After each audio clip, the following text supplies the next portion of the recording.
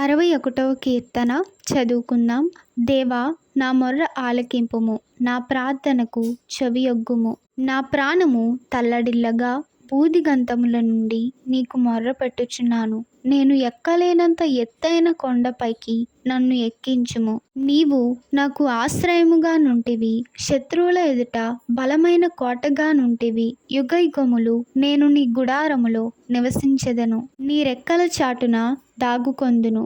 దేవా, నీవు నా మ్రొక్కుబడులను అంగీకరించి ఉన్నావు. నీ నామమునందు భయభక్తులు గలవారి స్వాస్థ్యము నీవు నాకు అనుగ్రహించి ఉన్నావు.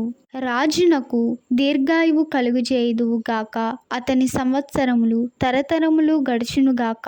దేవుని సన్నిధిని అతడు నిరంతరము నివసించునుగాక. అతని కాపాడుటకై కృపాసత్యములను నియమించుము. దినదినము నా మ్రొక్కుబడులను నేను చెల్లించునట్లు నీ నామమును నిత్యము కీర్తించెదను. ఆమేన్.